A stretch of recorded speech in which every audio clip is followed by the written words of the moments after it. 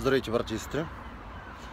Намирам се пред полицията в Бургас, областна дирекция на полицията, където съм извикан от някой си Дачев и на мен ми е напълно непонятно за какво се занимават те с мен, след като достатъчно данни съм им дал за конкретни престъпници, престъпни групи, които те трябва да заловят. Затова сега ще вляза и ще ги запиша, защото те бяха достатъчно нагли да дойдат в деня, когато почина баща ми, два пъти до къщи, да ме причакват пред къщи, за да ми фърчат призовка в 7 часа, да съм дошъл на следващия ден, при положение, че без това беше ми се звъняли няколко пъти някакви си полицаи, за да съм отишъл. Сега ми е много интересно да видя точно за какво става въпрос и с какво се занимават нашите полицаи и къде отиват нашите данъци.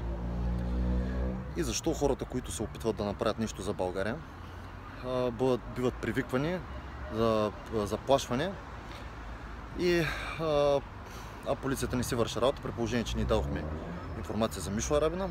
Те са толкова безпардонни и безчувствени, че въобще не се посвениха, при положение, че знаеха да дойдат в деня, който нямаха работа, да идват да ми връчват призовка. Затова сега ще бъдат записани и показани на цяла България с какво се занимава нашата полиция и защо Мишо Арабина все още не е задържан, не е направен дори обиск, дори не е проверен сигнала ни, при положение, че има несъмнени доказателства за вината.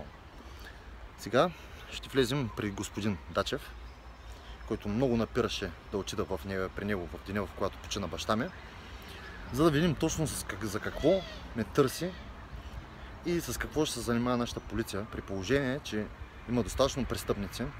Обявиха някаква си акция в Бургас, фанаха дребен дилър, обявиха, че правят страшна акция. Групите, които се занимават с наркотици, не са хванати.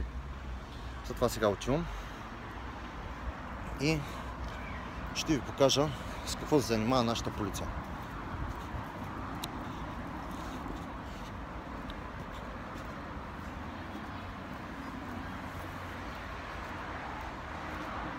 Записът ще е звукозапис, защото няма да имам възможност да направя такъв запис, какъвто бих желал, но ще направя.